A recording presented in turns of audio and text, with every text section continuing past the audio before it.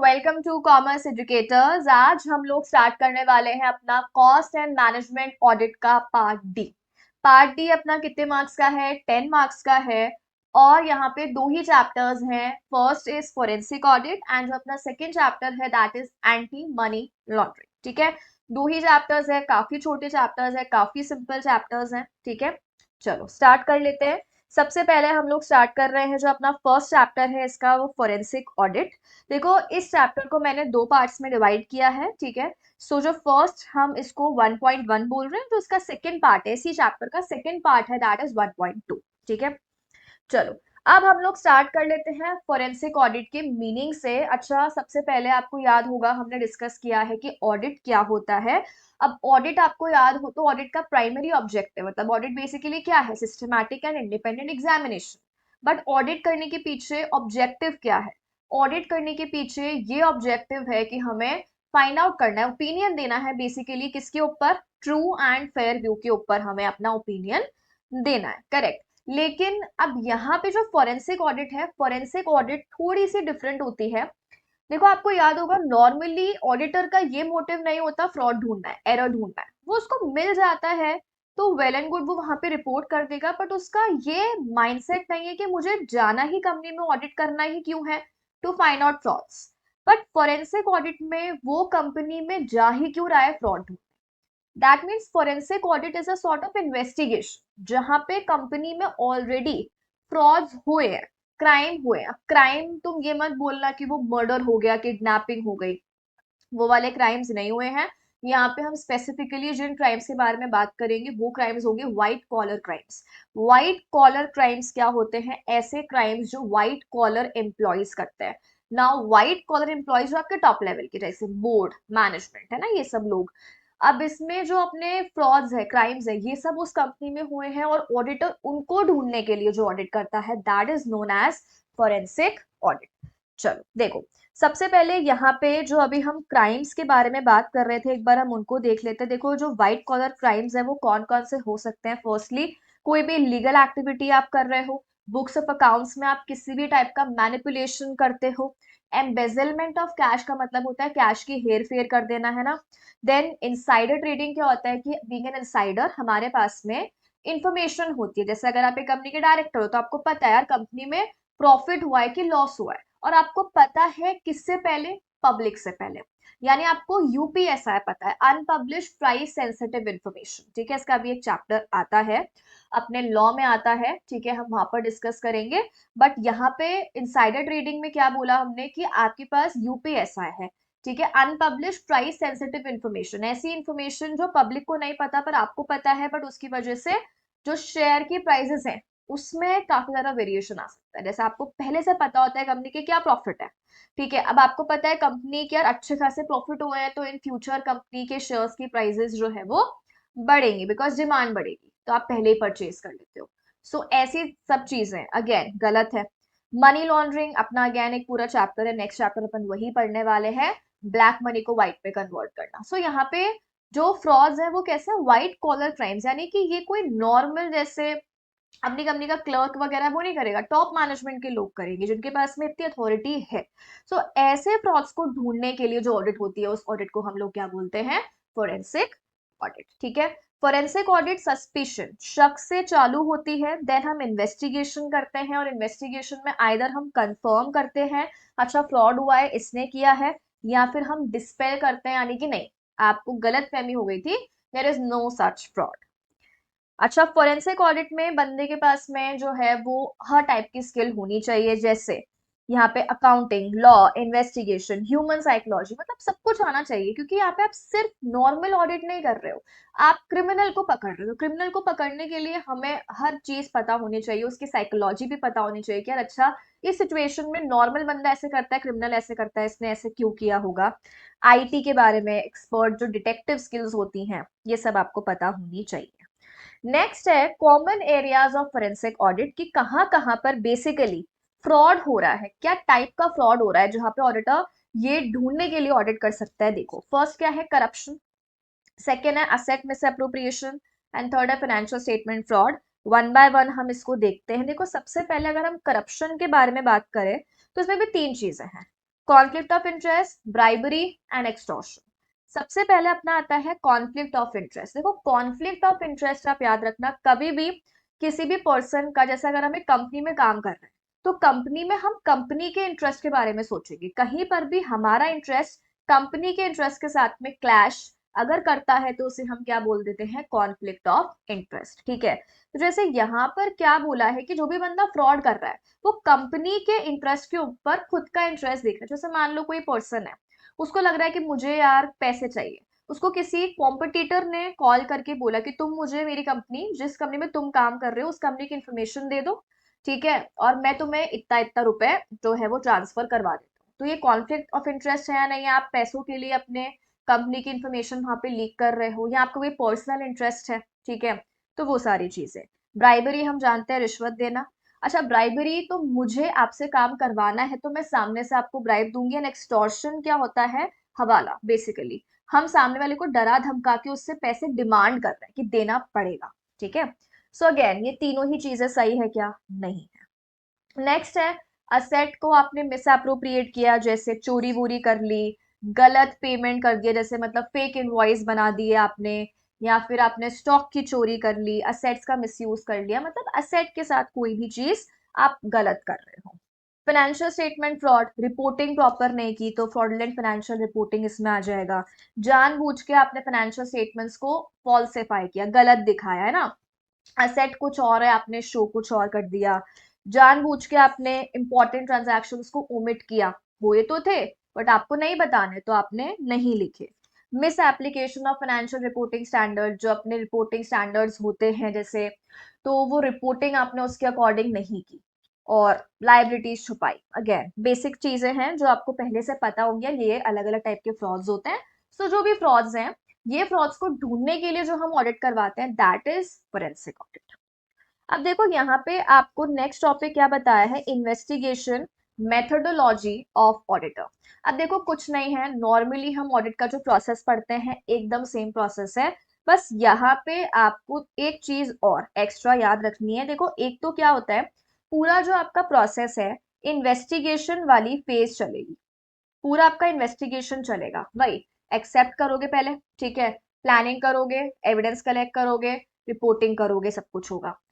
इसके अलावा अपने यहाँ पे एक और फेज आएगा दैट इज लिटिगेशन। मान लो आपने एविडेंस कलेक्ट किए और आपको लग रहा है कि यार सच में फ्रॉड हुआ है और ये मैटर कोर्ट में जाना चाहिए, तो जो आपने एविडेंसेस कलेक्ट किए हैं वो लेके कोर्ट में केस होगा। तो जब अपना जो यहाँ पे इन्वेस्टिगेशन खत्म होने के बाद कोर्ट के प्रोसिक्यूशन वाली स्टेज, लिटिगेशन स्टार्ट हो सकती है, नहीं भी हो सकती, सब कुछ ठीक है, अगर वहीं पे पेनल्टी लगा के काम हो सकता है, कोर्ट में केस करने की जरूरत नहीं है, तो लिटिगेशन वाला फेज नहीं आएगा, ओनली इन्वेस्टिगेशन पे खत्म हो जाएगा। पर अगर आपको लगता है नहीं यानी तो कोर्ट केस बन रहा है, तो फिर इन्वेस्टिगेशन खत्म होने के बाद लिटिगेशन वाला फेज भी आ जाएगा। ठीक है, देखो सबसे पहले तो सिंपल है, आपको इन्वेस्टिगेशन को एक्सेप्ट करना है। ऑल्सो याद रखना कि सबसे पहले जो फर्म जिसको हम इन्वेस्टिगेशन दे रहे हैं उसको खुद को ये मेक श्योर करना है उसके पास में स्किल्स, एक्सपर्टीज, टूल्स है भी या नहीं है इन्वेस्टिगेशन को एक्सेप्ट करने के लिए। मुझे आता ही नहीं है कि मैं किस तरीके से ऑडिट करूं, तो क्या आप ऑडिट कर सकते हो क्या? कि सिर्फ पैसे मिल रहे चलो ऑडिट करके आ जाते हैं? नहीं, you should be competent enough कि आपको पता है यार मैं यहाँ पे ऑडिट कर सकता हूँ, और फिर आप एक्सेप्ट कर लो। नेक्स्ट आ जाओ, प्लानिंग द इन्वेस्टिगेशन। सेकेंड, अब देखो प्लानिंग, एग्जीक्यूशन, रिपोर्टिंग ये जो है वो अपने प्रोसेस ऑफ ऑडिट के जैसे ही हैं, लेकिन उससे पहले बोला है प्लानिंग करने से पहले जो ऑडिटर है उसको कुछ कुछ चीजें ध्यान रखनी है कि यार मुझे रिपोर्ट में ये सारी चीजें मेंशन करने की जरूरत है। सबसे पहले उसको ये ढूंढना है क्या टाइप का फ्रॉड है, ठीक है, फिर कौन लोग इन्वॉल्व है वहां पे, देन क्वांटिफाई करो अमाउंट ऑफ फ्रॉड, ठीक है, देन ऐसे एविडेंसेस को कलेक्ट करो जो कि हम कहाँ पर यूज करेंगे, कोर्ट में यूज करेंगे, और फिर क्या बोला, एडवाइस दो ताकि वापस फ्रॉड ना हो सके। ठीक है, तो हमें यहाँ पे सिर्फ फ्रॉड को ढूंढना नहीं है, फ्रॉड किसने किया, कब किया, कैसे कर पाया, उसको मौका कैसे मिला, कंट्रोल्स में क्या प्रॉब्लम है आपके कि वो फ्रॉड कर पाया, आगे कैसे रोकना है, ये सब चीजें उसको अपने माइंड में रखनी है और उस अकॉर्डिंग उसको ऑडिट करनी है। नेक्स्ट आ जाओ, वेरी इंपॉर्टेंट, फ्रॉड ट्राइंगल। ठीक है, अब देखो एक कंसेप्ट है यहाँ पे, फ्रॉड ट्राइंगल। देखो फ्रॉड ट्राइंगल क्या होता है, फ्रॉड ट्राइंगल एक ऐसा टूल है जो कि हमें समझाता है फ्रॉड के 3 इंटर रिलेटेड एलिमेंट्स। फ्रॉड के 3 ऐसे एलिमेंट्स जो कि आपस में एक दूसरे के साथ कनेक्टेड हैं। अगर आपको ये ढूंढना है कि फ्रॉड कैसे हुआ, किसने किया, तो आप ये 3 चीजें ढूंढ लो और आपको समझ में आने लग जाएगा फ्रॉड कैसे हुआ, किसने किया है। देखो, पहला आपका जो एलिमेंट है वो क्या है? प्रेशर। सेकेंड आपका एलिमेंट है वो क्या है? अपॉर्चुनिटी। एंड तीसरा जो आपका एलिमेंट है दैट इज व्हाट? रैशनलाइजेशन।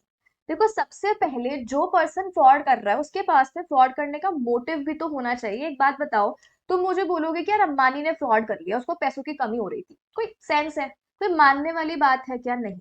तो सबसे पहले जो बंदा फ्रॉड कर रहा है ना, उसके पास में कोई मोटिव, अच्छा ऐसे भी हो सकता है ना कि सिर्फ पैसों के लिए फ्रॉड नहीं कर रहे हो आप, किसी से आपको रिवेंज लेना है, बदला निकालना है, ऐसा कुछ करना है, किसी की रेपुटेशन खराब करनी है, तो आपने वहां पे फ्रॉड करवा के ऐसा कुछ कर दिया। So anything can be there, तो आपका मोटिव होना चाहिए।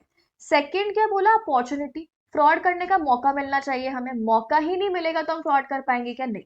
एंड रिमेंबर, आपको अपॉर्चुनिटी तभी मिलेगी जब आईसीएस जो है ना कंपनी के वीक है, कंपनी के कंट्रोल्स ही वीक है, ठीक है, सो आपको वहां पे मौका मिल जाएगा फ्रॉड करने का।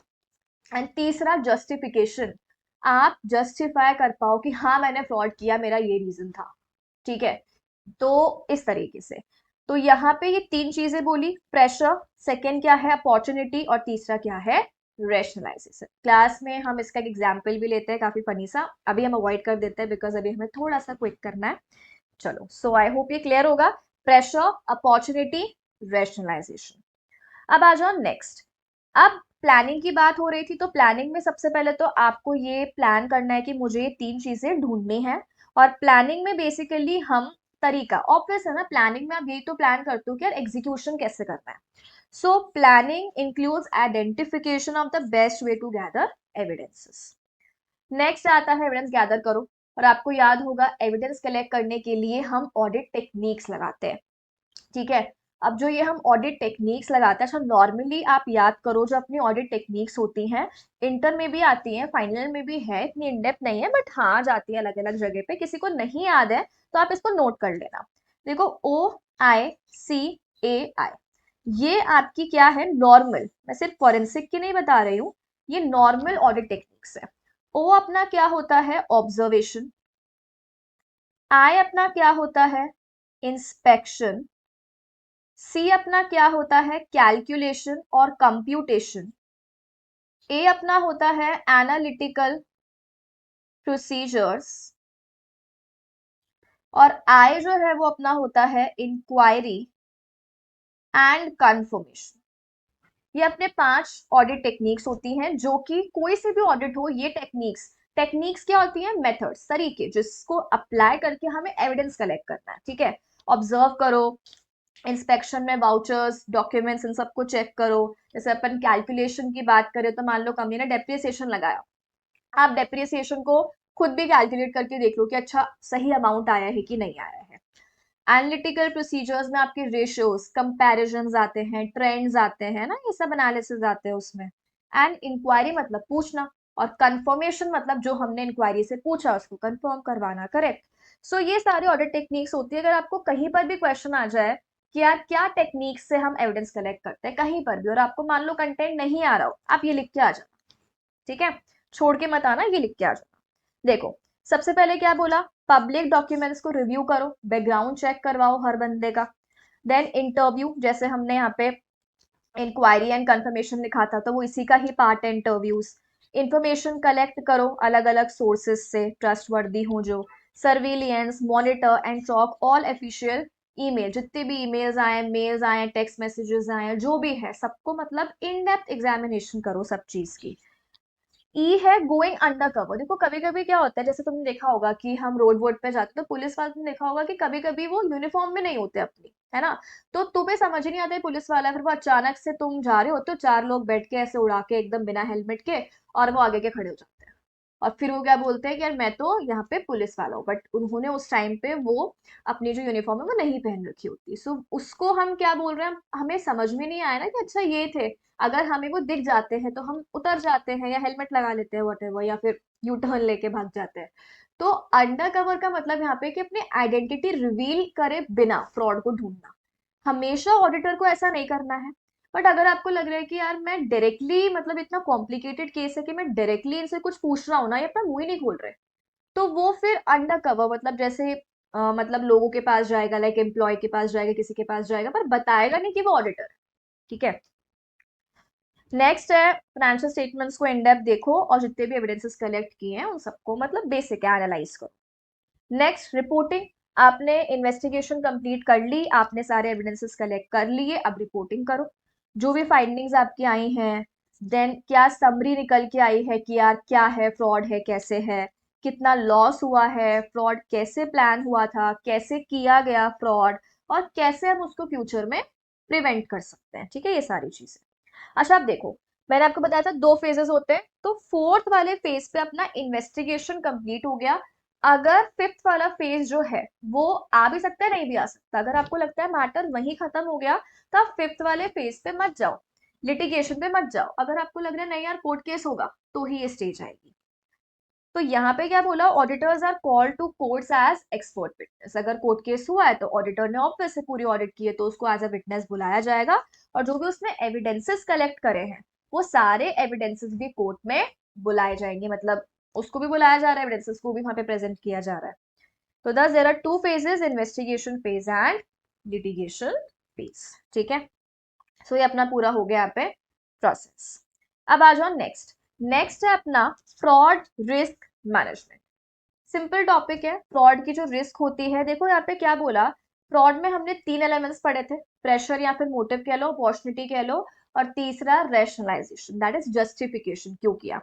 ये बोल रहा है कि हमें फ्रॉड की जो रिस्क है, रिस्क तो है ही ना हमेशा कि यार फ्रॉड हो सकता है, उस फ्रॉड की रिस्क को हमें कम से कम करना है, मिटिगेट करना है। So what you need to do, एक एलिमेंट को तोड़ दो, या तो बंदे का मोटिव खत्म कर दो, ठीक है, या फिर आप अपॉर्चुनिटी खत्म कर दो, या वो जस्टिफाई नहीं कर पाओ उस चीज को, वो खत्म कर दो। सबसे बेस्ट क्या होता है कि आप अपॉर्चुनिटी खत्म कर दो। आप बंदे के माइंड में जाके उसका माइंडसेट नहीं बदल सकते कि आप उसको, ये आप कितना ही बोल लोगे, ठीक है, जैसे घर पे भी अपने पेरेंट्स होते हैं, वो बोलते हैं ना पढ़ ले पढ़ ले पढ़ ले, बट जब तक आपके मन से नहीं आएगा आप पढ़ते हो क्या, नहीं हम टाइम पास करते हैं, उनके सामने तो बुक खोल के बैठ जाते हैं। सो आपके लिए वो जस्टिफाइड है ना कि नहीं हमें तो नहीं पढ़ना, हमें सब कुछ आता है।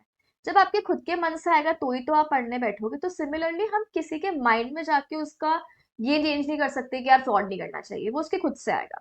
सो बेस्ट हमारे पास क्या है, अपॉर्चुनिटी को रोक दो। और हमने भी बात की थी अपॉर्चुनिटी आपको कैसे मिलती है, आईसीएस वीक है।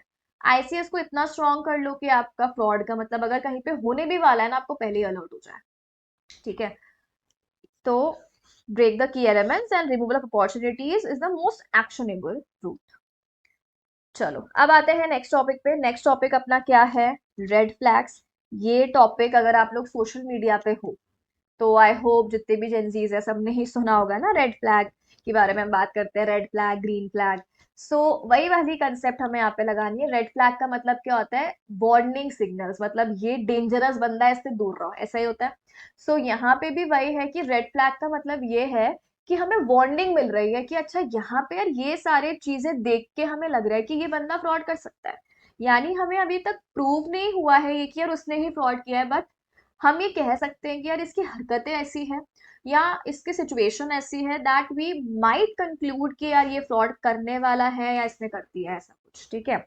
तो दे आर वार्निंग सिग्नल्स। अब देखो यहाँ पे क्या बोला आपका कि जो रेड फ्लैग्स हैं वो, एक तो होता है एम्प्लॉय रेड फ्लैग्स, यानी एम्प्लॉय में आपको क्या वार्निंग सिग्नल्स मिलेंगे, और एक होता है मैनेजमेंट के। एम्प्लॉयज में देखो क्या बोला, एम्प्लॉयज के पर्सनल डेट प्रॉब्लम्स है, यार उन्होंने लोन वोन ले रखा है, एंड मान लो ड्यू डेट आ गई है बट वो इतने सेल्फ सफिशिएंट नहीं है कि वो पे कर सकते हैं उसको। एम्प्लॉय की लाइफस्टाइल, मान लो एम्प्लॉय की सैलरी है पर मंथ 15,000 रुपीज, वो रोता रहता है वैसे तो, अचानक से ऑडी खरीद रहा है, मर्सिडीज खरीद रहा है, तो तुम्हें दिख गया ना कि यार क्या हो गया इसको, 15,000 की सैलरी में how the hell he is able to afford एक ऑडी। तो एक्सपेंसिव अगर वो कोई चीजें खरीद रहा है तो हमें तो माइंड में शक आते ही ना कि यार कैसे क्या कर रहा है ये। एम्प्लॉय का बिहेवियर चेंज हो रहा है, कंटिन्यूअसली वो ड्रग्स ले रहा है, अल्कोहल कंज्यूम कर रहा है, तो अगेन पैसा कहाँ से आ रहा है उसके पास में। रिफ्यूजल टू टेक लीव, अच्छा ये कैसे भाई, छुट्टी नहीं ले रहा। तो देखो अगर आपने फ्रॉड किया होता है ना, तो जैसे अब मान लो फॉर एग्जाम्पल जैसे अभी कुछ डेज चल रहे हैं आपके, है ना, तो या अगर ये वीडियो बाद में आएगी तो वो चले गए होंगे, जैसा भी है। सो अब गिफ्ट्स वगैरह मिलते हैं। अब एक बात बताओ, आपको पता है कि आपको कुछ गिफ्ट्स मिले हैं और आप अपने पेरेंट्स को नहीं बता सकते हो कि हमें गिफ्ट्स मिले हैं, तो आप अपने रूम में बैठे रहोगे, है ना, कि जब तक हम इनको ठिकाने मतलब सॉरी प्रॉपर जगह पे छुपा नहीं देते हैं, तब तक हम यहाँ से उठेंगे नहीं। ठीक है, क्योंकि अपने पेरेंट्स जो है ना वो ढूंढ नहीं पाए उस चीज को। सो यहाँ पे क्या बोला अगेन, कि जब तक आपको ये लग रहा है कि यार मैंने फ्रॉड किया हुआ है और कोई उसको ढूंढ ना ले, तो हम वहां से हटते नहीं है। क्योंकि अगर कोई और बैठेगा आके आपकी सीट पे, या आपने ऑफ लिया तो ऑब्वियस आपका काम कोई और पर्सन करेगा। सो उस केस में क्या रहता है वहां पे, कि अगर कोई और आएगा तो he will be able to find out, right, कि क्या फ्रॉड किया है आपने।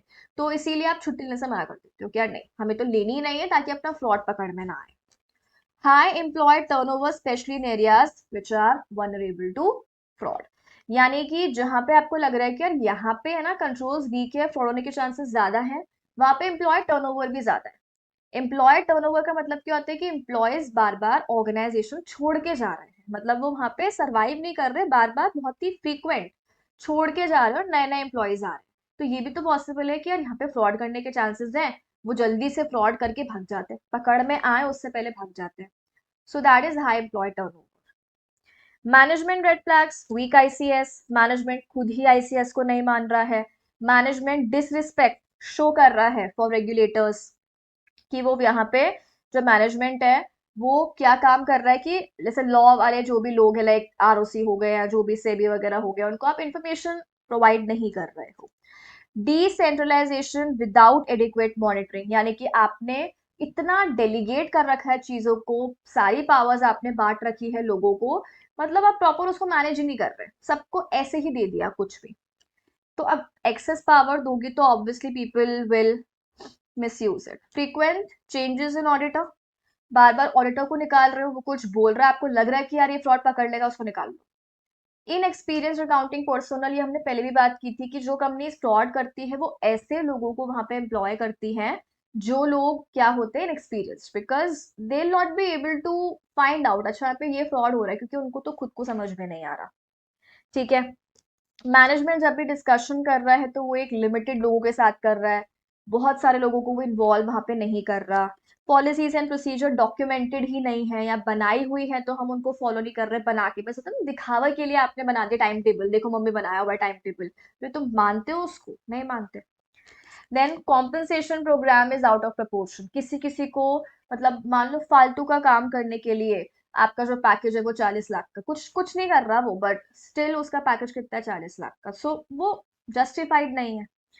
असेट्स हम मार्केट वैल्यू से कम पे सेल कर रहे हैं, या फिर हम ऑडिटर्स को इंफॉर्मेशन देने में रिलक्टेंट है, यानी कि हम नहीं प्रोवाइड कर रहे इंफॉर्मेशन, बहाने मार रहे हैं, या कुछ भी बोल दिया कि इंफॉर्मेशन अवेलेबल ही नहीं है। ठीक है, सो ये अपने दो हो गए रेड फ्लैग्स, कौन कौन से, मैनेजमेंट के भी हो गए, एंड देन अपने एम्प्लॉय रेड फ्लैग्स भी हो गए यहाँ पे।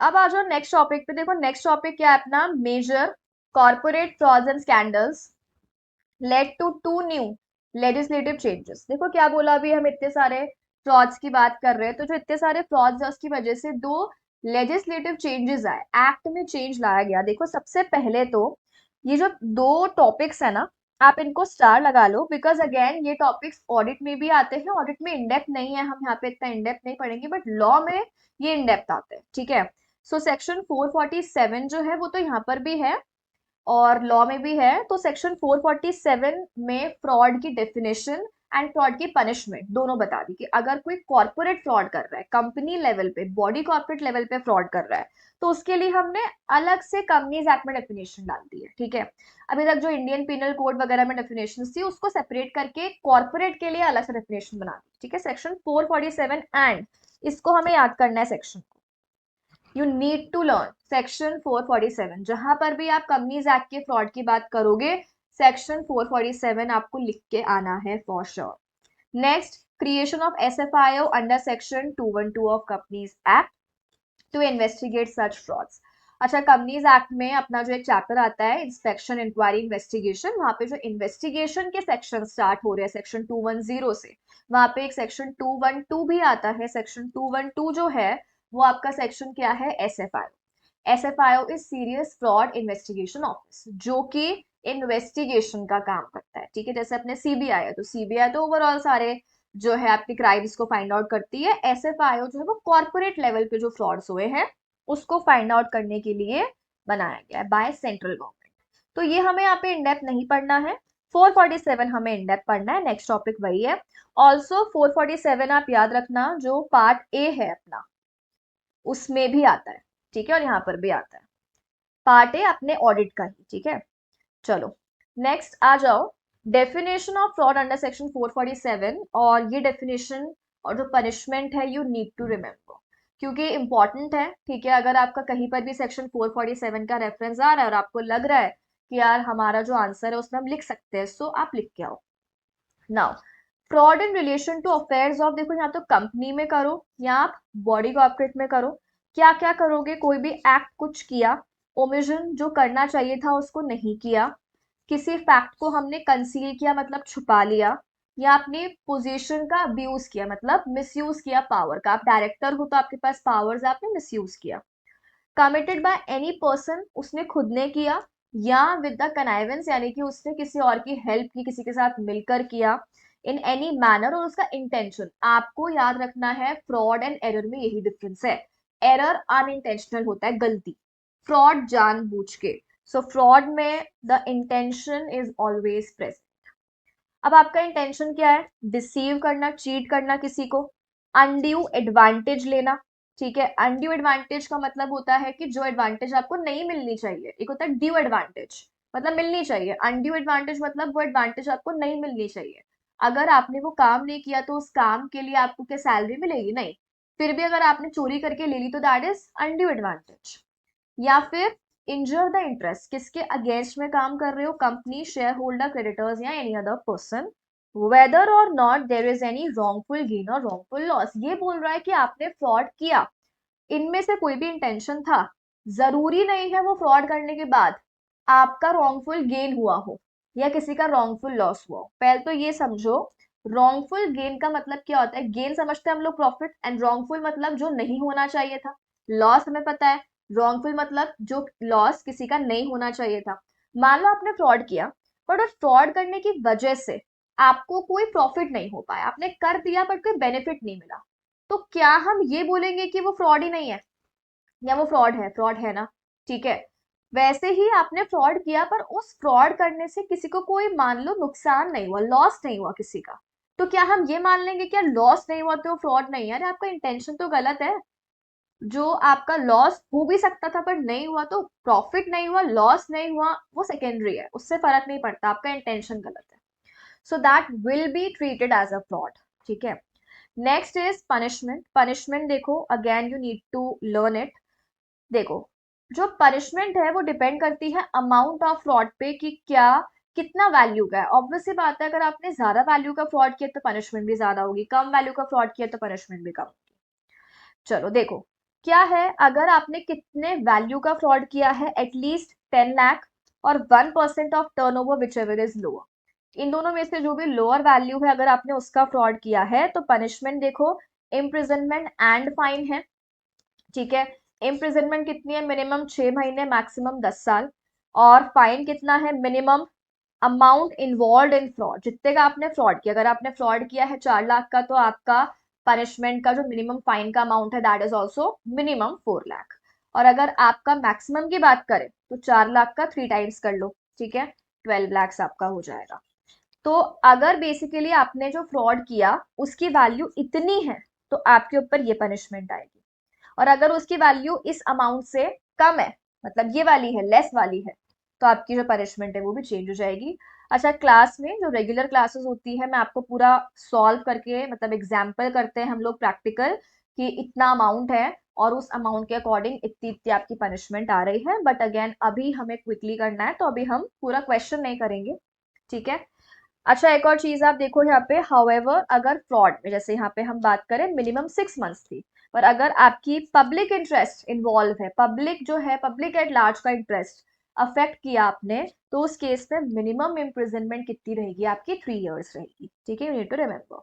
तो अगर इतने का किया है तो ये हमने देख लिया। अब इससे कम का किया, देखो वही अमाउंट है यहाँ पे, एटलीस्ट है, यहाँ पे लेस देन है, तो अगर आपने कम का किया, लेस देन 10 लाख और 1% which ever is lower, and also it does not involve public interest, तो आपकी पनिशमेंट देखो, imprisonment होगी which may extend to 5 years, that means maximum 5 years, or fine which may extend to 50 lakhs, or both. मतलब आपको ये ध्यान रखना है, फर्स्ट वाले में एंड है, मतलब जेल में भी सड़ोगे एंड फाइन भी लगेगा, और यहाँ पे इम्प्रिजनमेंट आ सकता है या ओनली फाइन भी आ सकता है, दोनों भी आ सकते हैं, ठीक है। सो ये चीज आपको लर्न करनी है, अगेन प्रैक्टिकल क्वेश्चन हम अभी नहीं कर रहे हैं, अभी के लिए आप इसको लर्न कर लो। अब आ जाओ नेक्स्ट। नेक्स्ट टॉपिक भी very very very very important है आपके लिए, अगेन लॉ में भी है, ऑडिट में भी है, ठीक है, दोनों में आता है ये, और डिटेल में अपना पार्ट ए में आता है। यहाँ पे बहुत ही शॉर्ट में दे रखा है, देखो, रिपोर्टिंग ड्यूटी ऑफ ऑडिटर। अगर हम बात करें तो जो ऑडिटर्स हैं अपने, अगर ऑडिटर को कोई भी टाइप का फ्रॉड दिखता है तो आपको फ्रॉड की रिपोर्टिंग करनी है। अगर फ्रॉड की वैल्यू कितनी है, अगर फ्रॉड की वैल्यू 1 करोड़ या उससे ज्यादा है तो आपको रिपोर्टिंग करनी है किसको, सीजी को, और अगर फ्रॉड की वैल्यू 1 CR से बिलो है, कम है, तो आपको रिपोर्टिंग करनी है ऑडिट कमिटी और बोर्ड को, ठीक है। सो ये हमें याद रखना है यहाँ पे। और अगर वो ये चीज नहीं करता, यानी फ्रॉड की वैल्यू 1 करोड़ या उससे ज्यादा है, but still he is not reporting it to central government, then he is deemed guilty, उसके ऊपर पनिशमेंट आएगी। देखो क्या बोला, deem to have committed fraud, अगर आपने फ्रॉड छुपाया तो हम यही मान लेंगे दैट आपने फ्रॉड किया, सो चुपचाप रिपोर्ट कर देना। और अगर आपने ऐसा किया तो हम मानेंगे आपने फ्रॉड किया और आपका रिमूवल हो जाएगा, मतलब it is a valid ground for removal of auditor under section 140 of companies act, ठीक है, अपन 140 में पढ़ते हैं रिमूवल ऑफ ऑडिटर, सो वो हो जाएगा आपके साथ। ये in depth topic part A में आता है, अभी हमें इतना ही देखना है। चलो, अब सिंपल सिंपल टॉपिक्स हैं, ठीक है, जो आपके लिस्टेड एंटिटीज हैं जो स्टॉक एक्सचेंज पे लिस्टेड होती हैं, अगर उनकी फॉरेंसिक ऑडिट स्टार्ट हो रही है तो ये बोला है कि उनको ये चीज रिपोर्ट करनी है, डिस्क्लोज करनी है, किसको, स्टॉक एक्सचेंज को। एक तो क्या बताना है कि हमारी फॉरेंसिक ऑडिट स्टार्ट हो गई है और किसने करवाई है, ठीक है, कि कंपनी के किसी पर्सन ने, शेयर होल्डर ने, या किसी अथॉरिटी ने करवाई है क्या स्टार्ट, ठीक है, वो बताना है आपको। एंड देन जो फाइनल रिपोर्ट वगैरह आती है आपकी ऑडिट की, और मैनेजमेंट का उसके ऊपर क्या बोलना है, ये दो चीजें आपको स्टॉक एक्सचेंज जो भी है आपका, एनएसई है, बीएसई है, व्हाटएवर, उसको बताना है। नेक्स्ट आ जाओ। नेक्स्ट टॉपिक अपना क्या है, फाइनेंशियल फोरेंसिक्स। देखो, ये जो टॉपिक है बस ठीक है, इलैबोरेट करने के लिए दे रखा है चैप्टर को, एज सच रिपीटेटिव है, वही जो चीजें हम पढ़ रहे हैं ऊपर, financial fraud, corporate fraud, white collar crime जिसके लिए फोरेंसिक ऑडिट हो रही है, वही सारी चीजें हैं यहाँ पे। तो financial forensics is a field that combines, देखो यहाँ पे क्या बोला, ये किन दो फील्ड को कंबाइन कर रहा है, अकाउंटिंग और investigation. It involves discovering and gathering evidence of criminal activity involving money, कोई भी क्राइम जहाँ पे मनी का इन्वॉल्वमेंट है, देखो यहाँ पे अकाउंटिंग आ गया ना, तो मतलब मॉनेटरी फाइनेंशियल जो भी क्राइम्स हैं उन सबको ढूंढना एंड उन सब के रिगार्डिंग एविडेंसेस कलेक्ट करना। फाइनेंशियल फोरेंसिक्स एनालिस्ट और प्रोफेशनल्स, ठीक है, जो भी पर्सन यहाँ पे ये चीज को फाइंड आउट कर रहा है, ढूंढ रहा है या मेजर्स ले रहा है, उसे हम क्या बोल रहे हैं, financial forensic analyst. Help to prevent financial crimes and recover loss, ठीक है। सो वही वाली चीज बोलिए। अब देखो यहाँ पे अभी तक तो हम ऑडिट पढ़ रहे थे, बट कंपनीज को ये पता होता है ना कि हम इतने बड़े लेवल पे ऑपरेट कर रहे हैं, सो हमारे जो है ये वाइट कॉलर क्राइम्स होने के चांसेस हैं। सो वो अपना एक खुद का पर्सन जो है एम्प्लॉयमेंट में भी रख सकती है या होल टाइम भी रख सकती है कि यार आप हमारे पास रहो, और ऑडिट तो बाद में होगी, आप वहीं पे रह के फाइनेंशियल फोरेंसिक एनालिस्ट बोल लो उसको, कि आप ढूंढते रहो कि क्या फ्रॉड होने के चांसेस हैं, और अगर होने वाला है तो हम कैसे प्रिवेंट कर सकते हैं, ठीक है, उसकी बात कर रहे हैं। फिर वही बताया कॉमन केसेस, फाइनेंशियल फोरेंसिक्स जो प्रोफेशनल है वो काम कर सकता है, वही सेम चीज अपन ने ऊपर, कौन कौन से टाइप के फ्रॉड हो सकते हैं। देखो, फाइनेंशियल थेफ्ट, फाइनेंशियल थेफ्ट में क्या होगा, जब कोई कस्टमर या कोई एम्प्लॉय मनी की चोरी कर रहा है कंपनी से।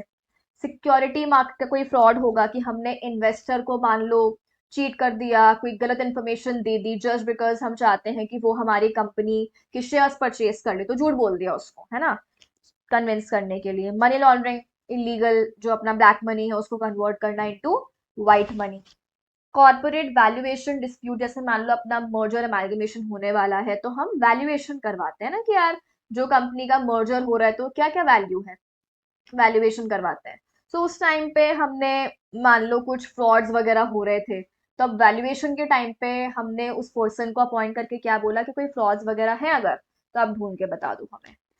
टैक्स इवेजन अगर होता है, ये ऑब्वियस सी बात है कि जो कंपनीज अपनी इनकम छुपाती हैं, कंसील करती हैं, ताकि उनकी टैक्स लायबिलिटी रिड्यूस हो जाए। सो इन सब केसेस पे फोरेंसिक जो प्रोफेशनल है वो काम करेगा। And then qualities of a financial forensic accountant और ऑडिटर, क्या क्या क्वालिटीज हैं। अब भाई अकाउंटेंट बोला है हमने तो मतलब वो एम्प्लॉय है कंपनी का होल टाइम। ऑडिट करवा रहे हो तो वो ऑडिटर हो जाएगा। फालतू बातें मतलब फालतू नहीं है, बेसिक सी बातें हैं। लॉजिकल माइंड होना चाहिए, ऑब्वियस है कि आपको फाइंड आउट करना है फ्रॉड, तो खुद को तो लॉजिक लगाना ही है ना, सिर्फ इमोशनल होके सोचना है क्या, नहीं। गिव अटेंशन टू डिटेल, यहाँ पे सैम्पलिंग वैम्पलिंग करने मत बैठ जाना, ऑब्वियस सी बात है, फ्रॉड ढूंढने गए हो तो आपको 100% चीजें चेक करनी होगी। मॉरल वैल्यूज को कंसिडर करना है, क्वेश्चन एवरीथिंग। ऐसे नहीं है उसने बोल दिया तो मान लिया अपन वापस जाके क्वेश्चन नहीं करेंगे, नहीं वापस थोड़ी पूछते हैं, ऐसा नहीं करना है। बी स्पॉन्टेनियस, ऐसे नहीं है कर लेंगे कल कर लेंगे परसों कर लेंगे, अरे भाई वो बंदा फ्रॉड करके बैठा है तो ऑब्वियस सी बात है वो फ्रॉड को छुपाने के लिए भी तो 10 चीजें करेगा। तुम जितना डिले करोगे चीजों को तो तुम उसको अपॉर्चुनिटी दे रहे हो कि वो छुपा सके चीजों को, गायब हो सके। तो बी स्पॉन्टेनियस। एंड आपको अच्छी अंडरस्टैंडिंग होनी चाहिए अकाउंटिंग ट्रांजैक्शंस की, और उसका क्या इम्पैक्ट आता है किस किस चीज के ऊपर, किस किस स्टेक होल्डर के ऊपर। You need to know all of that. Basic सी सारी चीजें हैं, तो जो अपने लास्ट के 2-3 टॉपिक्स थे तो मतलब आप एक बार रीडिंग लगा के अपने मन से भी लिख सकते हो। ठीक है। विद दिस जो अपना फोरेंसिक ऑडिट का फर्स्ट वाला पार्ट है ना, हमने इस चैप्टर को 2 पार्ट्स में डिवाइड किया था। सो यहाँ पे अपना चैप्टर 1.1 कंप्लीट होता है। ठीक है। अब हम लोग स्टार्ट कर लेते हैं अपना चैप्टर 1.2 जो अपना सेकेंड पार्ट है। अगेन छोटा सा ही है इसीलिए हम इसको अभी ही खत्म कर देते हैं इसी चैप्टर में। देखो क्या बोला है यहाँ पे, जो पूरा आपका चैप्टर है ना बिल्कुल सिंपल है, आपको कुछ यहाँ पे एक्स्ट्रा जो है ना वो नहीं पढ़ने की जरूरत है। बेसिक जो एथिक्स होते हैं, ठीक है, ये अपने पार्ट ए में भी कवर्ड होते हैं। तो ethical consideration and code of conduct, तो एथिक्स क्या रहेगा, कोड ऑफ कंडक्ट, वैल्यूज, उस सबसे रिलेटेड ये बात करेगा। बहुत ही ईजी है, रीडिंग करके भी आपका काम हो जाएगा। देखो सबसे पहले आपको बता रहा है कि बिजनेस में एथिकल इश्यूज कौन कौन से हो सकते हैं। तो फर्स्ट हैरेसमेंट होता है, ऑब्वियसली फिजिकल हो सकता है, ठीक है, मेंटल हैरेसमेंट हो सकता है, सेक्सुअल हैरेसमेंट वगैरह, तो ये सब चीजें। डिस्क्रिमिनेशन मतलब होता है भेदभाव, तो on the basis of religion हो गया, जेंडर हो गया, कास्ट हो गया, रेस हो गया, तो इन सब के बेसिस पे डिस्क्रिमिनेशन भी हो सकता है, which you need to avoid. Next है हेल्थ एंड सेफ्टी। ऑब्वियस सी बात है यहाँ पे, जैसे आपको फैक्ट्रीज एक्ट याद होगा, हम पढ़ते थे इंटर में, तो वहां पे था ना कि हमें हेल्थ और सेफ्टी के लिए भाई वेंटिलेशन प्रॉपर होना चाहिए, फ्लोरिंग वगैरह स्लिपरी नहीं होनी चाहिए, स्टेयर केसेस वगैरह, मशीन वगैरह को जो है वो प्रॉपरली ऐसे गार्ड करके रखो, किसी का हाथ वाथ नहीं आ जाए। ठीक है। देन इलेक्ट्रिक वायर्स वगैरह ऐसे नहीं है कि ऐसे नॉर्मली फ्लोर पे पड़ी है, कोई चल गया और मतलब करंट वरंट आ गया, तो वो सारी चीजें हमें हेल्थ एंड सेफ्टी में देखनी है। ठीक है। रेस्पिरेटरी प्रोटेक्शन हो गया, हार्मफुल केमिकल्स को क्लासिफाई कर दो कि सबको पता होना चाहिए ये केमिकल हार्मफुल है, इससे ये प्रॉब्लम्स हो सकती है, सो सब केयरफुली हैंडल करें। Electric wire, machine guarding, and even mental health को भी हमें प्रायोरिटाइज करना है। Ethics in accounting simple.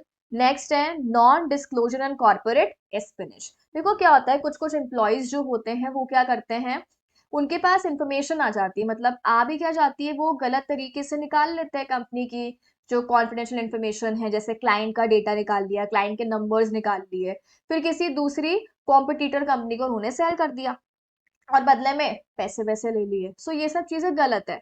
तो इसीलिए यहाँ पे क्या बोला है, कंपनी को मैंडेटरी एनडीए करवाना चाहिए कि भाई अगर तुम्हारी साइड से कोई सी भी ऐसी इंफॉर्मेशन जो हमारे लिए कॉन्फिडेंशियल है, अगर वो कहीं और गई तो फिर तुम्हारे ऊपर स्ट्रिक्ट एक्शन लिया जाएगा। सो इस तरीके से एनडीए वगैरह आप साइन करवा लो ताकि आपकी कॉन्फिडेंशियल डेटा इंफॉर्मेशन लीक ना हो जाए।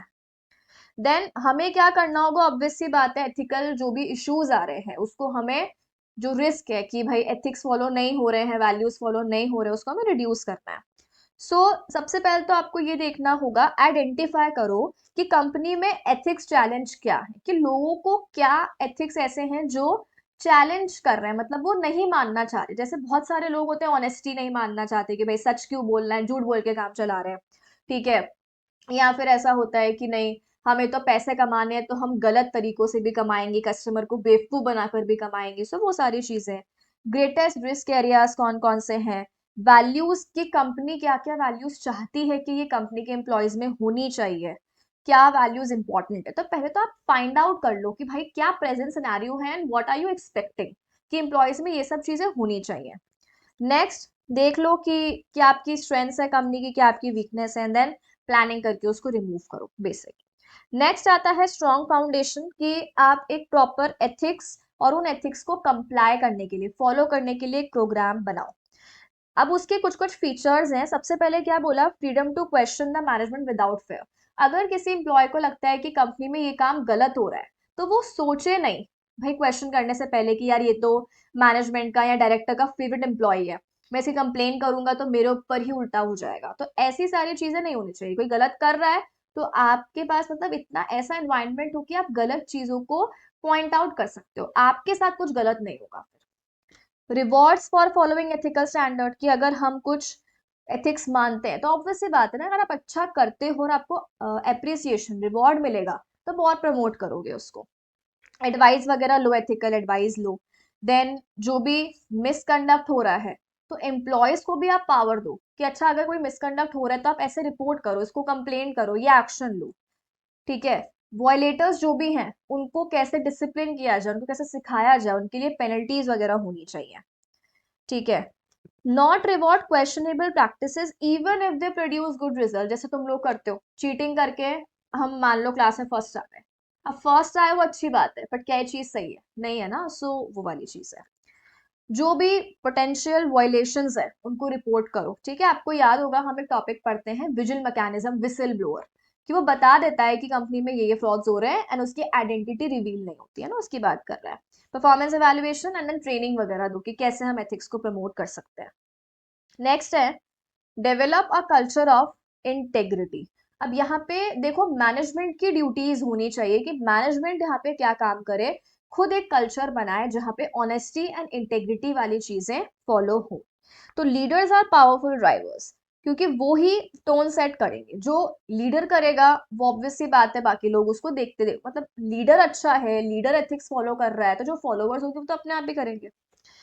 अब उसको क्या करना है, एथिक्स की इंपॉर्टेंस के बारे में बात करनी है, एम्प्लॉयज को इन्फॉर्म रखो क्या प्रॉब्लम्स है, वही रिवॉर्ड करो एथिकल कंडक्ट, वॉयलेटर्स को अकाउंटेबल बनाओ, है ना। एथिकल कंडक्ट जो है अगेन सेम सेम चीज है, छोड़ दो। हेडिंग्स हेडिंग्स देख लेना इस टॉपिक की। कीप अ वैल्यूज फोकस, यानी कि यहाँ पे क्या बोला कि मूवमेंट कोई भी हो, ये नहीं बोलना है कि इतनी छोटी सी बात थी, इतनी छोटी सी गलती है। जैसे मान लो अपने घर पे क्या होता है, मान लो आपको छोटा भाई है 4 5 6 साल का है, उसने 20 रुपीज चोरी कर लिया।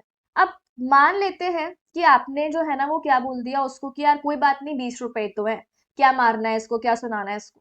अब उसको 20 रुपीज है कि ठीक है कम है, बहुत कम वैल्यू है, लेकिन आगे जाके उसका माइंडसेट क्या बन गया, चोरी करना सही है, कोई कुछ बोलता ही नहीं है। तो यहाँ पे ये बोला जा रहा है कि मूवमेंट छोटा हो बड़ा हो, गलत गलत ही रहना चाहिए। चोरी चोरी ही हो, चाहे वो 20 रुपीज की हो, चाहे वो 2000 रुपीज की हो। ठीक है। नेक्स्ट आ जाओ, देखो यहाँ पे क्या बोला कि वैल्यूज क्या क्या होनी चाहिए, जैसे अलग अलग प्रोसेस में। तो जो ह्यूमन रिसोर्स पॉलिसीज होती हैं उनमें आप वैल्यूज वगैरह इनकॉर्पोरेट करो, रिवॉर्ड्स, हायरिंग, रिटेंशन, मतलब ये बोलना चाह रहा है अलग अलग जो प्रोसेसेस है ना, हर प्रोसेस में आप एथिक्स फॉलो करो। हर प्रोसेस में ऐसे नहीं है, कोई मान लो आपके पास आया पर्सन जॉब का इंटरव्यू देने, उसने आपको ब्राइब दे दी कि मुझे रख लो और उस बंदे को निकाल दो, तो ऐसा कोई काम नहीं करना है हमें।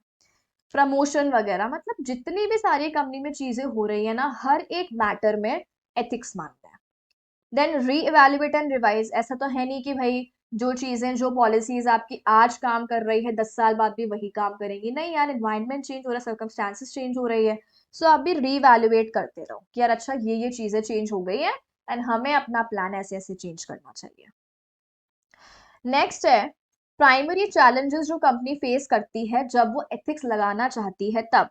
सबसे पहला एम्प्लॉयज नाटक करेंगे, ऑब्वियस सी बात है कि आप अब मैं तुम्हें बता रही हूँ तो बहुत सारे लोग ये टॉपिक स्किप भी कर देंगे, क्या है एथिक्स हम खुद ही पढ़ लेंगे, एथिक्स एथिक्स फालतू बात है, तो हमें वही लगता है ज्ञान है ये तो, नहीं सुनना, हमें पता है, हमें सब पता है। तो वही वाली चीजें एम्प्लॉयज भी तो यही बोलेंगे, तुम उनको ज्ञान दोगे तो हमें नहीं सुनना, तुम बताओगे क्या, वो वाली सारी चीजें। देन ऑब्वियसली आप उनको एथिकल ट्रेनिंग्स वगैरह दोगे कि how to behave in a particular situation and all of that, तो उसका ट्रेनिंग का कॉस्ट वगैरह काफी हाई आएगा। और जो एथिक्स पॉलिसी है, जैसे अपन कहीं पे फाइनेंशियल इन्वेस्टमेंट करते हैं तो हमें आरओआई मिलता है, रिटर्न मिलता है उसके ऊपर, तो हमें पता रहता है अच्छा हमने अगर यहाँ पे पैसा लगाया है तो हमें उससे इतना रिटर्न आ रहा है। पर एथिक्स प्रोग्राम पे आपने पैसा लगाया, उसका रिटर्न आपको फाइनेंशियली शॉर्ट रन में तो नहीं दिखेगा, वो लॉन्ग टर्म में दिखेगा, आपकी ब्रांड वैल्यू बढ़ेगी उससे, no doubt. But short run में उसके रिजल्ट्स विजिबल नहीं है, सो उससे डिमोटिवेशन आ सकता है। ठीक है, चलो। सो ये हो गए अपने प्राइमरी चैलेंजेस। अब आते हैं हम लोग नेक्स्ट टॉपिक पे। ये टॉपिक है इस चैप्टर में जिसको आप अच्छे से देखना, क्योंकि अभी तक जो हमने टॉपिक्स किए हैं वो थोड़े ऐसे ही हैं, है ना, मतलब आप बना के भी लिख सकते हो। ये टॉपिक अच्छा है, इसको सुनो ध्यान से। देखो सबसे पहले यहाँ पे क्या बोला, मेजर थ्रेट्स। आपको पता होगा ऑडिटर जो है वो क्या होना चाहिए, इंडिपेंडेंट। ऑडिटर इंडिपेंडेंट पर्सन होना चाहिए, बिल्कुल भी बायस्ड नहीं होना चाहिए। ठीक है, जो भी ओपिनियन है वो बिल्कुल भी, मतलब यहाँ पे अनबायस तरीके से देगा वो, एक तरीके से हम ऐसे बोल सकते हैं। तो अब देखो यहाँ पे क्या बोला है कि ये सारे थ्रेट्स हैं, मतलब हम कह सकते हैं कि इन इन सिचुएशंस में इट इज पॉसिबल कि उसका जो ऑब्जेक्टिविटी है, यहाँ पे इंडिपेंडेंस है, वो हैम्पर हो सकती है। यानी पॉसिबिलिटी है कि वो अपना ओपिनियन यहाँ पे अनबायस्ड मैनर में ना दे के बायस्ड हो जाए। सो ये चीजों को उसको अवॉइड करना है। ठीक है, देखो सबसे पहले क्या बोला है, self interest threat, self review threat, advocacy threat, familiarity threat, intimidation. Again regular class में हम इसका पूरा एक एग्जाम्पल लेते हैं, एक स्टोरी बनाते हैं, बट अभी नहीं करेंगे, अभी हम थोड़ा सा क्विक करेंगे। देखो सेल्फ इंटरेस्ट थ्रेट की हम बात करें तो क्या बोला, जब ऑडिटर का खुद का इंटरेस्ट है कंपनी में, खुद का डायरेक्ट या इनडायरेक्ट इंटरेस्ट होगा तो आप बायस्ड हो। जैसे यहाँ पे मान लो कंपनी में वो काम कर रहा है और उस कंपनी से उसको मैक्सिमम रेम्युनरेशन मिल रही है। अलग अलग वो 10 कंपनीज में काम करता है, बट एक्स कंपनी ऐसी कंपनी है जहां पे उसको जो रेम्युनरेशन है वो बाकी कंपनी से 30% ज्यादा है। तो तुम एक बात बताओ, जहां से हमें इतनी अच्छी फीस मिल रही है, चांसेस है ना कि आप वहां पे बायस्ड हो सकते हो, क्योंकि आपको पता है मैंने कुछ गलत बोला, मैनेजमेंट के अगेंस्ट कुछ किया, तो मुझे निकाल दिया, तो रीअपॉइंटमेंट नहीं किया अगले साल, तो सो इसीलिए हो सकता है कि आप वहां पे बायस्ड हो जाओ कि यार मुझे निकाला नहीं जाए क्योंकि मेरा फाइनेंशियल इंटरेस्ट है वहां पे। सेकेंड है सेल्फ रिव्यू थ्रेट, जब ऑडिटर अपने खुद के काम को या अपने पार्टनर के काम को रिव्यू कर रहा है। जैसे मान लो लास्ट ईयर ऑडिटर ने सेम चीज की ऑडिट की थी, अब नेक्स्ट ईयर उसका पार्टनर आ गया, तो अब वो जो पार्टनर है उसने मान लो जो पिछले साल उस वाले ऑडिटर ने कुछ चीजें चेक की थी, उसको उसने इस साल वापस चेक किया। एग्जाम्पल सुनो, जैसे अभी मान लेते हैं ए है फॉर द फाइनेंशियल ईयर 24-25 और बी था फॉर द फाइनेंशियल ईयर 23-24। ये दोनों पार्टनर्स हैं। बी ने ऑडिट कर दी थी पिछले साल की, ए इस साल आया, ए को दिख गया कि यार बी ने जो चेकिंग की थी ना उसमें मिस्टेक्स है। अब तुम बताओ, ए इस साल एक्सेप्ट कर लेता है कि यार बी ने गलती कर दी, तो क्या उनके फर्म का नाम खराब होगा कि नहीं होगा? ऑब्वियसली वो क्या बोलेंगे कि यार पिछले साल आपका ही तो पार्टनर आया था, उसने तो ऑडिट की थी, बेकार है क्या, क्या काय का सीए है फिर वो, काय का सीएमए है फिर वो। तो इसीलिए आप यहाँ पे खुद के काम को चेक कर रहे हो और आपको कोई गलती मिल जाती है तो आप उसको नहीं बताते। मतलब अच्छा पर्सन है, ऑनेस्ट, तो बता भी देगा, बट थ्रेट तो है ना, हो सकता है ना वो छुपा लेगा अपनी रेपुटेशन बचाने के लिए फर्म की। नेक्स्ट है एडवोकेसी। एडवोकेसी का मतलब होता है हम किसी के पोजीशन को एडवोकेट कर रहे हैं, मतलब हम किसी को फेवर कर रहे हैं किसी के बिहाफ पे। जैसे मान लो आप कोर्ट में केस चल रहा है कंपनी का और आपको एज एन ऑडिटर बुलाया गया वहां पे, आपको पता है कि यार इस कंपनी ने कुछ गलती करी है, पर क्योंकि आप उस कंपनी के ऑडिटर हो, तो अगर आप उस कंपनी के बारे में गलत बोलोगे तो आपके ऊपर भी क्वेश्चन आएगा कि यार आप भी तो उसी फ्रॉड वाली कंपनी में ही ऑडिट कर रहे हो और इतने सालों से कर रहे हो, तो आपको कैसे नहीं पता? तो अगेन आप उस कंपनी की पोजीशन को कोर्ट में एडवोकेट कर रहे हो। ठीक है, सो उस केस में हो सकता है कि आप कंपनी की कुछ कुछ गलतियां छुपा लो, क्योंकि आपको पता है कि आप उसके साथ कनेक्टेड हो, तो अगर उसका नाम खराब होगा तो आपका भी होगा। Next, familiarity threat. बहुत ही सिंपल है। देखो हम अगर किसी भी कंपनी में या कहीं पर भी अगर हम बहुत सालों तक काम करते हैं तो भले हमारा कोई ऐसा रिलेशन नहीं है लेकिन फ्रेंडली हम हो जाते हैं वहां पे, है ना, एक कनेक्शन बन ही जाता है, हम फेमिलियर हो जाते हैं, दोस्ती यारी हो जाती है। सो मान लो ऑडिटर है, अब वो भी काम कर रहा है कंपनी के साथ, अब ऑडिट फर्म में पता है 10 साल तक काम कर सकती है ना, और इंडिविजुअल है तो 5 ईयर्स तक कर सकता है। तो मान लो अब आपने 4 साल भी कहीं पे काम किया, तो 4 साल काम करके आप इतने फेमिलियर हो जाओगे कि फिर उस केस में आप वहां पे हो सकता है कुछ छोटी मोटी चीजें अवॉइड कर दो, बायस्ड हो जाओ कि ठीक है यार इसको सही कर लो, मैं रिपोर्ट में नहीं लिख रहा हूँ उसको। और लास्ट है इंटिमिडेशन। मान लो कंपनी आपको डरा रही है कि अगर तूने हमारे बारे में बुराई करी या कुछ गलती बोली तो हम तुझे जॉब से निकालेंगे और मार्केट में तुम्हारी रेपुटेशन खराब कर देंगे। मतलब आप धमकी दे रहे हो एक तरीके से, ठीक है। सो इंटिमिडेशन कहते हैं उसे। तो ये सब सिचुएशंस में पॉसिबल है कि आपकी इंडिपेंडेंस हैम्पर हो सकती है, तो आपको अवॉइड करना है, ठीक है। डिटेल में हम बात नहीं कर रहे हैं अभी, बेसिक बेसिक बता दे रहे हैं आपको। चलो अब आ जाओ code of conduct in forensic audit. देखो, अब अगर हम बात करें कोड ऑफ कंडक्ट की, तो यहाँ पे बोला है association of certified fraud examiners ACFE is an association. अब यहाँ पे एक एसोसिएशन है सर्टिफाइड फ्रॉड एग्जामिनर की। ये एसोसिएशन में प्रोफेशनल्स हैं जिनका मेन मोटिव क्या है, एथिक्स को प्रमोट करना। तो एक ऐसी एसोसिएशन है जो कि यहाँ पे उन लोगों को इन्वॉल्व कर रहे हैं और उन सबका मेन मोटिव क्या है, एथिक्स को प्रमोट करना। और जो भी इस एसोसिएशन के सर्टिफाइड ऑडिटर्स हैं, मेंबर्स हैं, उनको मानना पड़ेगा, ठीक है। और जो यहाँ पे अभी सर्टिफाइड ऑडिटर्स नहीं है, एसोसिएटेड है, मतलब अभी एसोसिएट ही है, वो अंडर में ही आ रहे हैं। तो जो एसोसिएट वाले ऑडिटर्स हैं उनको क्या बोला, strive to adhere. Strive to adhere मतलब अपना एफर्ट लगा दो, 100% ट्राई करो कि आप एथिक्स मान लो, बट आप बाउंड नहीं। यानी आप नहीं मानोगे तो कोई पेनल्टी नहीं आएगी, बट जो सर्टिफाइड ऑडिटर्स हैं, मेंबर बन गए, उनको मानना पड़ेगा। अब देखो यहाँ पे क्या बोला, स्टैंडर्ड्स। अब इन्होंने कुछ स्टैंडर्ड्स दिए हैं, standards of professional conduct, standards of examination and standards of reporting. देख लेना, सेम सेम सी चीजें हैं। सबसे पहले क्या बोला, जब भी आप प्रोफेशनल कंडक्ट मतलब कोई भी प्रोफेशनल असाइनमेंट या एंगेजमेंट लेते हो, तो जो भी सर्टिफाइड फ्रॉड एग्जामिनर है उसे इंटेग्रिटी से काम करना है, ऑनेस्टली एकदम, ठीक है। क्या चेक कर लेने हैं, पोटेंशियल कॉन्फ्लिक्ट ऑफ इंटरेस्ट, कि कहीं जैसे मान लो अगर आप हो, आपको पता है कि आपका कोई रिलेटिव कंपनी में डायरेक्टर है, तो ऑब्वियस सी बात है आपका भाई डायरेक्टर है या आपका कोई भी मतलब रिलेटिव डायरेक्टर, तो आप बायस्ड हो ना, तो उसे हम क्या बोलेंगे, कॉन्फ्लिक्ट ऑफ इंटरेस्ट। अगर आपको लग रहा है आपका कॉन्फ्लिक्ट ऑफ इंटरेस्ट है तो आप वो असाइनमेंट अवॉइड कर दो। ऑब्जेक्टिविटी हमें मेंटेन करनी है हमेशा, मतलब वही अगेन इंडिपेंडेंट रहना है। ऐसी कोई भी एक्ट नहीं करनी है जिससे इंस्टीट्यूट की, या हम कह सकते हैं यहाँ पे जो एसोसिएशन है उसकी किस पे बात आ जाए, रेपुटेशन पे बात आ जाए। और कोई भी फॉल्स स्टेटमेंट जानबूझ के नहीं देना है हमें।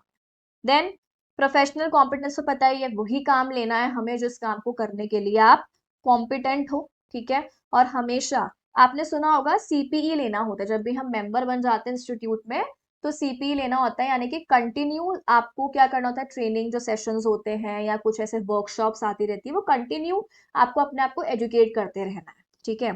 ड्यू प्रोफेशनल केयर, एनालिसिस, ये सारी चीजें आपको लगानी है। प्रोफेशनल स्केप्टिज्म, यानी आपको एक शक वाला जो है ना एलिमेंट प्रेजेंट होना चाहिए कि ऐसे नहीं ऑडिटर हो एक बार में बात मान ली, आपका माइंड क्वेश्चनिंग माइंड होना चाहिए। इसको हम पढ़ेंगे आगे, जो अपने ऑडिटिंग स्टैंडर्ड्स है वहां पर आएगा। जो भी कंक्लूजन दे रहे हो उसका प्रॉपर एविडेंस दो, प्रॉपर प्लानिंग करो, ठीक है। एंड देन आपके जो भी असिस्टेंट्स हैं उनके काम को सुपरवाइज करवाना है। देन अंडरस्टैंडिंग प्रॉपर रखो, किसके साथ में, आपके क्लाइंट के साथ में, scope, objective, limitation, proper communication रखो जो भी फाइंडिंग्स वगैरह हो रही हैं। देन कॉन्फिडेंशियलिटी मेंटेन करो। सिंपल सिंपल चीजें हैं, ठीक है। ये सब किस में आया था अपना, देखो यहाँ पे सब आया था अपना प्रोफेशनल कंडक्ट। नेक्स्ट आता है एग्जामिनेशन। तब जो भी आप एग्जामिनेशन कर रहे हो लीगल और प्रोफेशनल मैनर में करो, ठीक है, एफिशिएंसी लेकर आओ उसमें। तो जो भी एविडेंस कलेक्ट कर रहे हो वो कैसे होने चाहिए, सफिशिएंट एंड एप्रोप्रिएट। सफिशिएंट का मतलब होता है क्वांटिटी, एप्रोप्रिएट का मतलब होता है क्वालिटी, यानी कि नंबर में भी वो एविडेंस सफिशिएंट होने चाहिए कि अच्छा काफी सारे एविडेंसेस कलेक्ट कर लिए, एंड रिलायबल भी होने चाहिए, रेलेवेंट और रिलायबल भी होने चाहिए। इंटेग्रिटी मेंटेन करनी है, ठीक है। देन कंट्रोल प्रोसीजर्स, आईसीएस वगैरह आपको प्रॉपरली मेंटेन करना है। तो वही सेम सेम चीजें रिपीट कर रहा है, रीडिंग कर लेना है इसकी। नेक्स्ट पे आ जाओ, स्टैंडर्ड्स ऑफ रिपोर्टिंग। देखो रिपोर्टिंग के लिए क्या बोला कि कोई भी फॉर्मेट नहीं बताया हुआ है कि आप जो फ्रॉड एग्जामिनेशन की रिपोर्ट दोगे वो यही फॉर्मेट में होनी चाहिए। रिपोर्ट की फॉर्मेट आप खुद डिसाइड कर लो, बट फॉर्मेट मिसलीडिंग नहीं होना चाहिए, ठीक है। एंड देन रिपोर्ट एविडेंसेस के ऊपर बेस्ड होनी चाहिए, और आपको ये नहीं बोलना है कि ये पर्सन गिल्टी है, ये पर्सन इनोसेंट है। आपको जो एविडेंस मिला है आप बस वो लगा दो, ठीक है। अब आ जाओ नेक्स्ट, कोड ऑफ एथिक्स। देखो अगेन सेम चीज है, ठीक है। देखो क्या क्या बोला, commitment to professionalism, diligence, illegal activity नहीं करनी है, इंटेग्रिटी मेंटेन करनी है, कॉन्फिडेंशियल कोई इंफॉर्मेशन है डिस्क्लोज नहीं करना है, कॉम्पिटेंस रखनी है, कोई भी मटेरियल मैटर है सबको डिस्क्लोज करना है, कोर्ट के ऑर्डर्स को मानना है। तो आप देख रहे हो कितनी बार एक ही चीज को रिपीट कर रहा है, बट यहाँ पे हेडिंग्स देख लेना कि किस हेडिंग में क्या कंटेंट आ रहा है, लिखना वही सेम चीज है बार बार। और फिर क्या बोला, एक सीएफई क्या क्या रोल प्ले करता है, सबसे पहले फ्रॉड के एविडेंसेस को कलेक्ट करेगा, interview and writing reports. Interview किस में आता है आपका, जो आप यहाँ पे टेक्निक लगा के कलेक्ट करते हो ना एविडेंसेस, वो सारी चीजें। एंड देन फ्रॉड की रिस्क चेक कर लो, ठीक है, कि क्या क्या रिस्क है, कैसे कैसे फ्रॉड को डिटेक्ट करने के लिए प्रोसीजर्स एंड पॉलिसीज होनी चाहिए, एंड एडवाइस कर दो कि फ्यूचर में किस तरीके से फ्रॉड अवॉइड हो जाए, ठीक है। चलो, तो विद दिस अपना ये जो फोरेंसिक ऑडिट का चैप्टर है कंप्लीट हो गया। एक ही क्लास में हमने पूरा कंप्लीट कर दिया, काफी इजी है, ठीक है। सो जो स्टार्टिंग का आपका फर्स्ट पार्ट है, अगर आप उसको अच्छे से पढ़ लेते हो और इसको एक बार रीड भी कर लेते हो, बस एक बार जो ये टॉपिक था ना अपना थ्रेड्स वाला, इसको आप ध्यान से देख लेना ये पांचों को। बाकी तो आप देख लो, ये जो पूरा अपना सेकेंड पार्ट है इस चैप्टर का, वो तो एकदम ही इजी सा है ना, रीडिंग करके और आपका हो जाएगा, ठीक है। चलो ठीक है, फिर हम नेक्स्ट क्लास से स्टार्ट करेंगे अपना anti money laundering. Okay everyone, thank you and have a nice day.